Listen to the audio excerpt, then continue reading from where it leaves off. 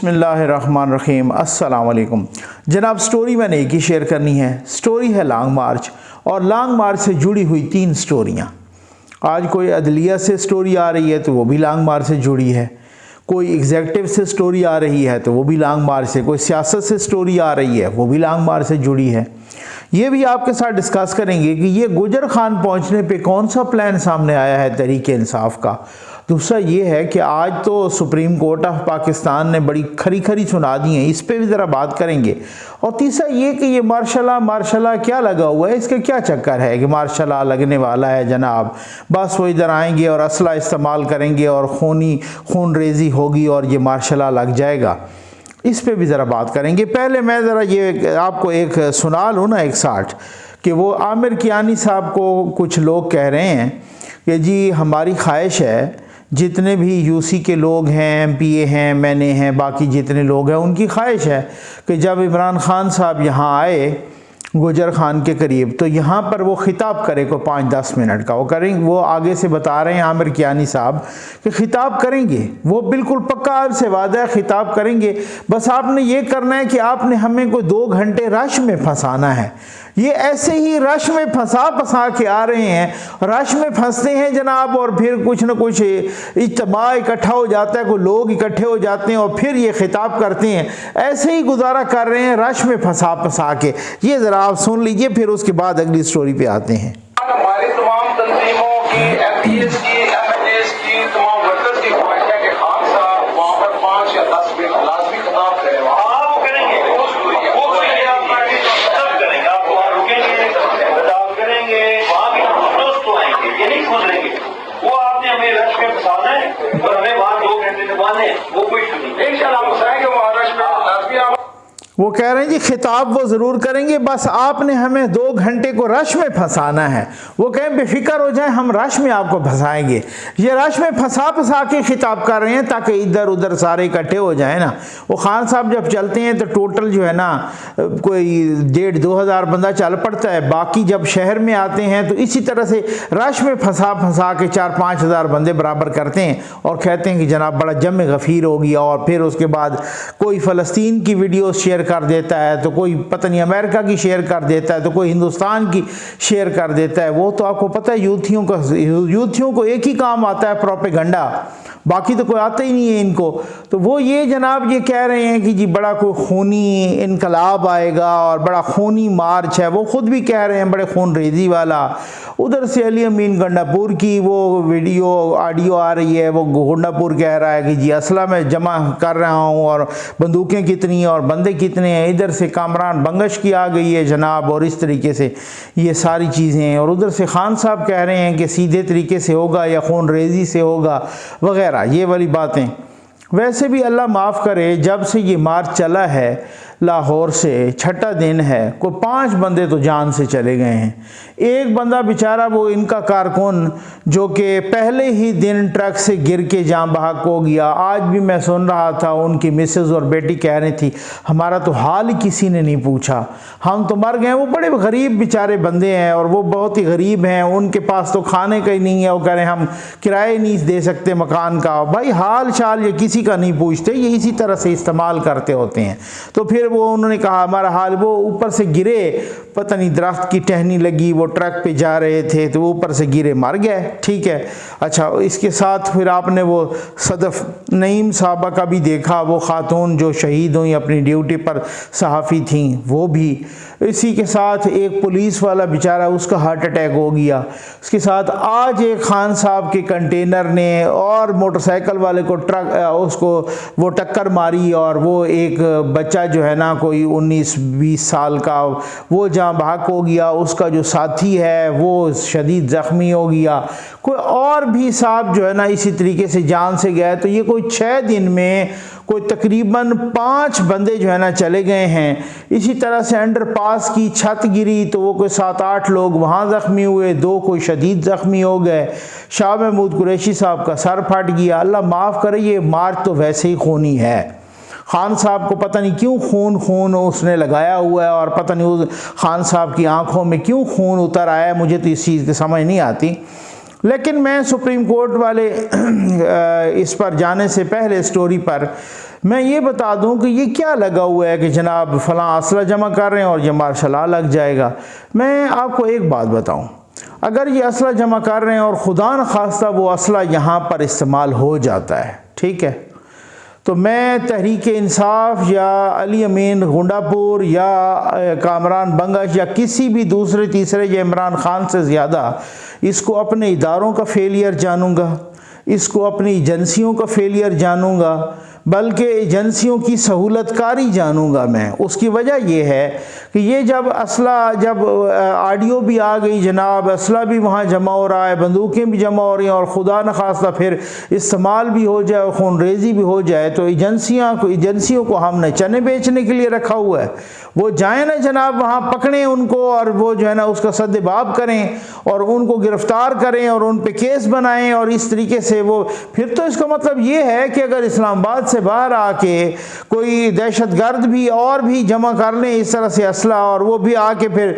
हमला कर दें और उसमें कौन कौन से, तो फिर इसका मतलब इनका काम क्या है, अभी तक इन्होंने उनको क्यों नहीं पकड़ा, एक बात। दूसरी बात यह है कि मार्शल लॉ लगा हुआ है, ये क्यों लगा हुआ है मार्शल लॉ?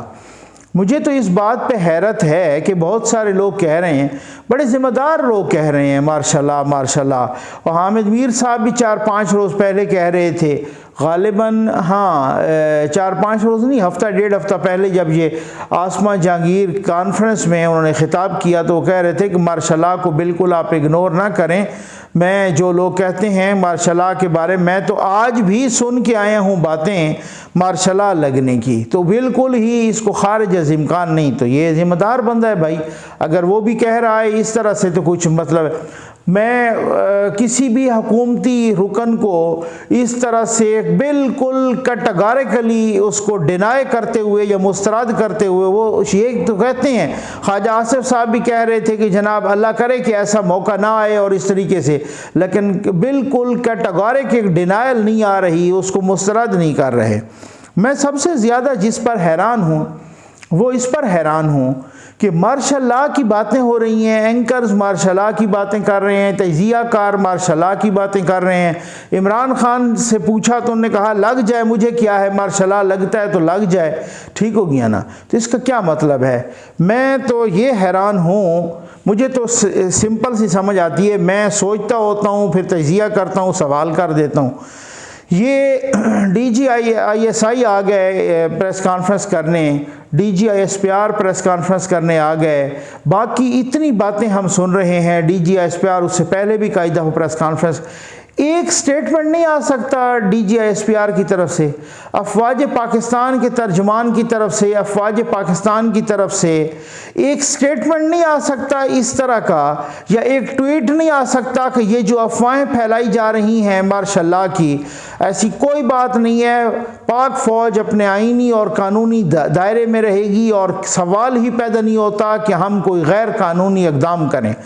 इस अनसर्टेनिटी को और इस बेयकीनी की, गैर यकीनी की फ़ज़ा को ख़त्म क्यों नहीं किया जाता? क्या ये जानबूझ के नहीं ख़त्म किया जाता? सवाल तो उठेंगे ना भाई, ख़त्म क्यों नहीं किया जाता इस बेयकीनी की, गैर यकीनी की, अनसर्टेनिटी की फ़ज़ा को? तो क्या फिर कोई मैं वो ये समझूं कि मुबैना तौर पे कोई दिल में चोर है किसी के, मुबैना तौर पे कोई बदनीयती है, मुबैना तौर पे क्या है कि इसको डिनाई क्यों नहीं किया जाता? इतनी सी बात है, एक ट्वीट हो जाए और कहें कि शट अप कॉल दें उन अनासर को जो मार्शल लॉ कर रहे हैं और ये हम पर इल्ज़ाम है और इस तरीके से आप गलत बातें कर रहे हैं। ये कल की बात है कि इमरान नियाज़ी ने बोला कि जब मैं इस्लामाबाद आऊँगा तो इस्लामाबाद पुलिस के अफसरान वो हमारे साथ मिल जाएंगे। आज इस्लामाबाद पुलिस की तरफ से उसकी डिनाइल आ गई और उसके पूरी वजाहत आ गई कि कुछ सियासी जमातें या सियासी रहनुमा इस तरह की बातें कर रहे हैं, लेकिन इस्लामाबाद पुलिस अपनी आईनी और कानूनी ड्यूटी अदा करने के लिए बिल्कुल तैयार है और उसकी पाबंद है। और लंबा चौड़ा वो स्टेटमेंट आया, वो कल इमरान नियाज़ी के स्टेटमेंट के जवाब में आया। तो इसी तरह स्टेटमेंट ये कब से मार्शल लॉ का ये यूट्यूबर्स भी और ये एंकर्स भी और सारा कुछ लगा रहे हैं, एक स्टेटमेंट क्यों नहीं आ जाता DGISPR की तरफ से, अफवाज पाकिस्तान की तरफ से एक स्टेटमेंट क्यों नहीं आ जाता? या वज़ीर आज़म साहब की तरफ से एक बयान क्यों नहीं आ जाता? वज़ीर आज़म साहब की तरफ से बयान को तो वैसे ही मैं समझता हूँ कि वो इस सिलसिले में तो मुझे नहीं लगता कि क्या माशाल्लाह इस वक्त मैं एक आपको बताऊँ, फिर उसके बाद मैं सुप्रीम कोर्ट वाली स्टोरी पे जाता हूँ। इस वक्त मुझे लगता है कि दो ही हो सकते हैं उसकी फेवर में। एक कि खान साहब पर किसी किस्म के फिर करप्शन के कोई केसेस ना बने, नंबर 1। दूसरा ये है कि अगर आपने जस्टिस काजी फैजीसा को फारिग करना है तो वो लगा दें मार्शल, ठीक हो गया ना। इसके अलावा एक भी इशू नहीं है और इसके अलावा एक भी ऐसा कोई एलिमेंट या फैक्टर नहीं है कि जो मार्शल को सपोर्ट कर रहा हो। ये अभी गए हैं वज़ीर आज़म साहब सऊदी अरब, वहाँ पे मोहम्मद बिन सलमान साहब को मिले हैं, सऊदी अरब के वज़ीर आज़म को।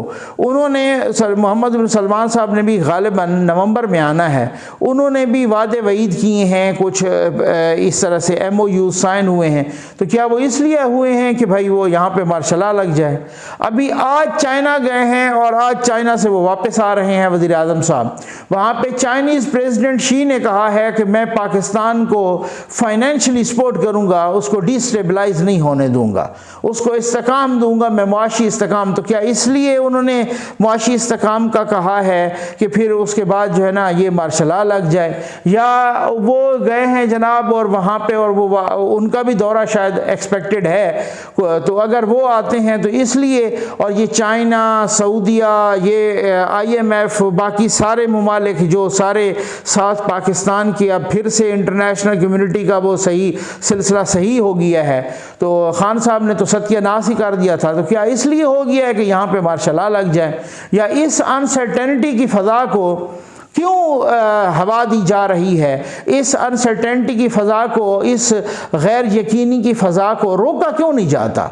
क्या ये पाकिस्तान के नेशनल इंटरनेशनल मफादात के ख़िलाफ़ नहीं है ये?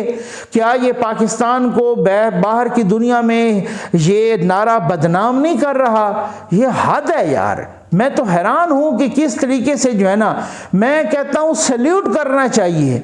लोग तो कहते हैं ना ढीठ गवर्नमेंट है, मैं कहता हूँ सल्यूट करना चाहिए ऐसी गवर्नमेंट को। कोई 24-25 किलोमीटर के अहाते पे वो गवर्नमेंट कर रहे हैं और भाग रहे हैं, कभी चाइना, कभी सऊदिया, कभी UAE, कभी अमेरिका, कभी IMF के पास, कभी इधर कभी उधर भाग रहे हैं। बाकी सारे पाकिस्तान पे इमरान खान की हुकूमत है, सिंध और यहाँ वफाक के अलावा, और सारे के सारे यही भाग रहे हैं, कभी सैलाब के लिए, कभी किसी चीज़ के लिए, पैसों की भीख भी मांग रहे हैं और सारा कुछ। और कोई भी, ना कोई इदारा, ना कोई कुछ भी उनको सुकून से नहीं बैठने दे रहा। ये एक लाडला नहीं कंट्रोल होता। ये मानने की बात है कि एक लाडला कंट्रोल नहीं होता। लोग सारे कह रहे हैं कि लाडले का टाइम ख़त्म हो गया है सियासी तौर पे, लेकिन अगर वो सियासी तौर पे ख़त्म भी हो गया है तो वो वही वाली बात है, ये मतलब वो क्या कहते हैं, कबाद उजाड़ के वाली बात। अब आप आ जाएं सुप्रीम कोर्ट के आज के रिमार्क्स पर। वो तौहीन अदालत का केस जो चल रहा है इमरान नियाज़ी के ख़िलाफ़, और इमरान नियाज़ी ने कहा कि जी उनके वकला ने, बाबर अमान साहब और वो फैसल चौधरी साहब ने यहाँ पर सुप्रीम कोर्ट में एक हल्फनामा जमा करवाया था, एक श्योरिटी यकीन दहानी जमा करवाई थी, और उन्होंने एफिडेविट जमा करवाया था इमरान नियाज़ी के बिहाफ पर, तहरीक इंसाफ की आला क़यादत के बिहाफ पर। और उन्होंने कहा था कि हम इधर डी चौक में नहीं आएंगे, हम तो वही जो सुप्रीम कोर्ट ने कहा है, जो वो H9 और G9 के दरमियान वाला जो इलाका है उसी तक महदूद रहेंगे। वो फिर आए और उन्होंने डी चौक, तो क्या वो सारे पूरे के पूरे रेड जोन में आग लगा दी। ठीक है, अब जब तौहीन अदालत की कार्रवाई शुरू हुई तो इमरान नियाज़ी ने कहा मुझे तो पता ही कोई नहीं, मैंने तो कोई यकीन दहानी करवाई नहीं थी। वो तो मुकर गया, अपने वकला को पहचानने से भी मुकर गया कि वकला ने अगर मेरी जानिब से कराई है तो मुझे तो पता ही कोई नहीं है, मुझे तो इस बात का इल्म भी नहीं है। अब सुप्रीम कोर्ट इसको बहुत ही बुरा समझा है और सुप्रीम कोर्ट ऑफ पाकिस्तान ने कहा है कि हमें अफसोस है कि 2 सीनियर वकला के जरिए हमें गुमराह किया गया और हमारा एतमाद तोड़ा गया, हमारा ट्रस्ट ब्रीच किया गया। ये चीफ जस्टिस ऑफ पाकिस्तान ने कहा। जस्टिस इजाजुल अहसन ने भी, 5 रुकनी बेंच है, और उनमें से एक जस्टिस याह्या अफरीदी साहब ने ये कह दिया था कि जी इन पर तो तौहीन अदालत लगती है, और उनको नोटिस नहीं हो रहा जनाब, तौहीन अदालत का नोटिस नहीं हो रहा, जवाब तलब भी हो रही है। अभी तक पहले भी जवाब तलब किया, उसका जवाब आया, अब दोबारा जवाब तलब किया है कि जनाब वो दोबारा जवाब तलब करें इमरान खान के दस्तखतों के साथ। आज चीफ जस्टिस साहब ने फरमाया कि वो हमारे पास काफ़ी मवाद है तौहीन अदालत का नोटिस जारी करने में, लेकिन हम तहम्मुल से काम ले रहे हैं। सरकाश यही तहम्मुल आपने जुल्फ़िकार अली भुट्टो के वक्त दिखाया होता, काश यही तहम्मुल आपने 3 दफ़ा के इलेक्टेड वज़ीर आज़म नवाज शरीफ को इकामे की पनामा की बजाय इकामा पर और बेटे से तनख्वाह न लेने के जुर्म में नायल करते वक्त उस वक़्त दिखाया होता। काश यही तहम्मुल आपने और बहुत सारे केसेस में दिखाया होता, तब तो आपने कोई तहम्मुल नहीं दिखाया, और ये लाडला आया है तो इसके वक़्त आप तहम्मुल दिखाने लग गए हैं मुबैना तौर पे। मैं तो हैरान हूँ इस बात पे, मुझे तो इंतहाई हैरत हुई है कि वो कहते हैं कि जनाब वो अच्छा उनके अपने जो बेंच में जज हैं जस्टिस याह्या अफरीदी साहब, वो कहते हैं आप जब तक उनको तौहीन अदालत का नोटिस न दें तब तक आप जवाब तलब कर ही नहीं सकते। वो कैटेगोरिक हैं। आज उन्होंने उनका दिया भी सही, हवाला भी दिया चीफ जस्टिस साहब ने, और चीफ जस्टिस साहब ने हवाला दिया कि आपको पता है कि इस बेंच का एक जज तो सज़ा का कह चुका है, ये उनको डराने के लिए कह रहे हैं, सज़ा का कह चुके हैं एक जज साहब। तो आज चीफ जस्टिस साहब ने जस्टिस काजी फायजीसा के उस फैसले का भी हवाला दिया जो फैज़ाबाद धरना केस में हुआ था, कि वो आपने फैसला पढ़ा है वो जस्टिस काजी फायजीसा साहब का। आज काजी फायजीसा साहब के फैसले याद आ गए हैं, आज यूथियों को भी काजी फायजीसा याद आ गए हैं, और यूथी कह रहे हैं कि अरशद शरीफ की इंक्वायरी काजी फायजीसा से करवाएं। अब मैं कहता हूं यूथियों को सलाम है भाई, वही यूथी है जिन्होंने काजी फायजीसा को 1 सेकंड नहीं बैठने दिया, उनके मिसेस पर केस किए, उनके मिसेस का वो उन बिचारी का जनाब फ्रैक्चर था टांग में, वो लंगड़ा के चल रही थी, उन पे बातें की गई कि उनका मजाक उड़ाया गया। उन्होंने अपना टांग के फ्रैक्चर का एक्सरे उनको सोशल मीडिया पे डालना पड़ा कि जी ये मेरा, उनको मीडिया पे सोशल मीडिया पे वो एक्सरे डालना पड़ा। यूथिये इस तरीके की बदमाशी कर रहे थे। आज यूथिये ईमान ले आए हैं जस्टिस काजी फायजीसा की दयानतदारी पर, और वो कहते हैं अरशद शरीफ की इंक्वायरी जस्टिस काजी फायजीसा से करवाएं।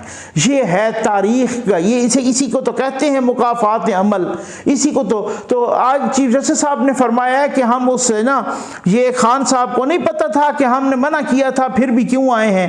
दोबारा उनको जो है ना बहुत सख्त रिमार्क्स दिए हैं कि ये आप हमारे तहम्मुल का इम्तिहान ले रहे हैं, और आप हम तहम्मुल कर रहे हैं, और हम जो है ना अब जवाब मांग रहे हैं, और जवाब उनके दस्तखतों के साथ। लेकिन इत्मीनान रखिए, होना कुछ भी नहीं है। आपको मैं बता दूं कि यही रिमार्क्स, सख्त रिमार्क्स हमने जस्टिस अतर मिनल्ला साहब के भी सुने थे जब तौहीन अदालत का केस गया।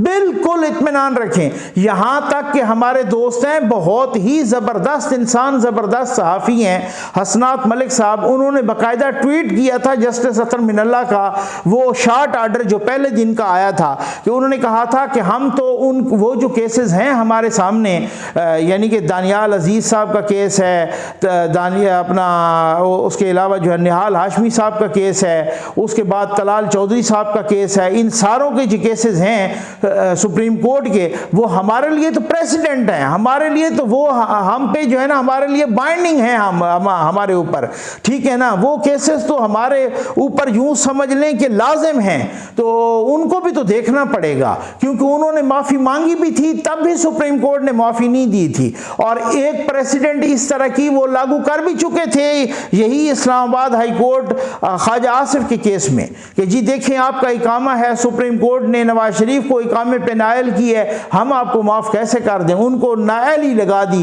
ख्वाजा आसिफ को, उसी तरीके से बाद में उनकी सुप्रीम कोर्ट में वो नायली ख़त्म हुई थी।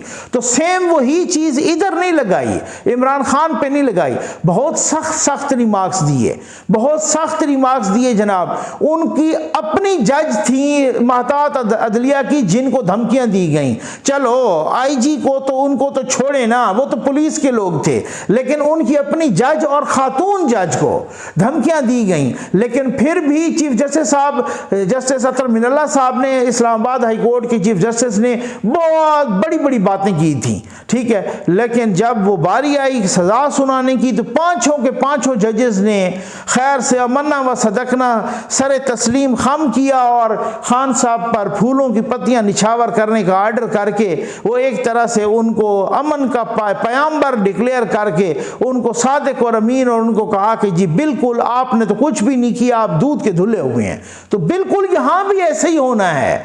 सेम सूरत हाल है कि जितने भी साख्त रिमार्क्स हों वो किसी और के लिए। हमें याद है कि जजेस आए हुए थे, मरियम नवाज साहब आई, उन पर किसी ने सलाम किया, मरियम नवाज ने सलाम का जोर से जवाब, जोर से भी नहीं दिया, वालेकुम सलाम कह दिया। बस इतना सा कहना था कि जजेस ने बुरा मना लिया।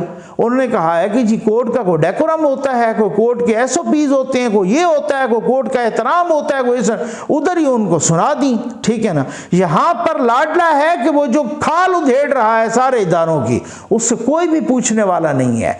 वो तौहीन अदालत बबांगे दोहल कर रहा है, उससे कोई पूछने वाला। भाई ये भी कोई बात हुई? आज तक आपने अदालती तारीख में सुना, पहले अदालत पे कोई जो भी वकील बनता है तो उसको वकालतनामा साइन करवाता है, जब वो साइन करवाता है तब आके उसका वकील बनता है। बाबर अवान साहब सिर्फ वकील नहीं है बल्कि तहरीक इंसाफ के रहनुमा भी हैं।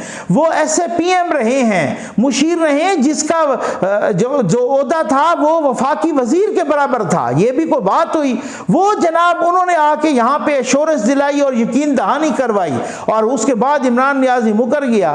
तो ये कभी ऐसा मजाक भी आपने अदालत के साथ देखा है कि कोई मुजरिम हो, कोई मुल्जिम हो, कोई हो, वो अब वो जो उसका वकील कह रहा हो अदालत में, तो होता भी यही है कि वकील बोलता है अदालत में, उसका वकील जो अदालत में कह रहा हो, उसके बाद वो उठ के जब वो फंसने लगे वो कहे जी मैं तो इसका जिम्मेदार ही नहीं, ना मैंने कोई ऐसी श्योरिटी कराई है, ना मेरे से इनका राब्ता हुआ था, मैं तो इनको जानता ही नहीं हूं, यूं समझ लें। ठीक हो गया ना। तो अपने वकीलों को उन्हें पहचानने से इनकार कर दिया। अब वो वकीलों के गले पड़ा हुआ है सारा सिलसिला, और वो अदालत कह रही है कि हमें 2 सीनियर वकला के जरिए गुमराह किया गया। इससे ज्यादा सख्त रिमार्क्स होते हैं?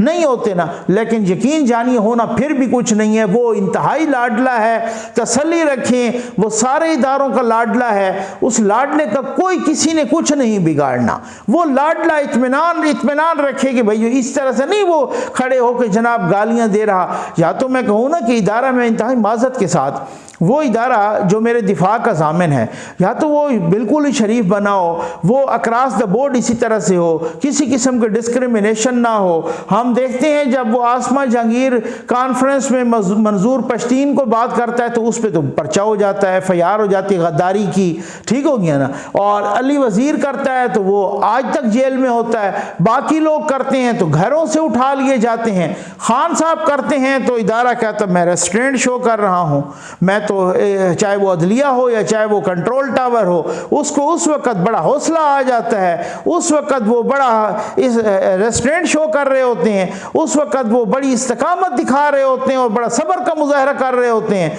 तो ये इदारे लाडले के वक्त इतने साबिर कैसे हो गए हैं और दूसरों के वक्त इस तरह से रिएक्ट क्यों करते हैं? उम्मीद है आपको वीडियो पसंद आई होगी। आपका बहुत बहुत शुक्रिया।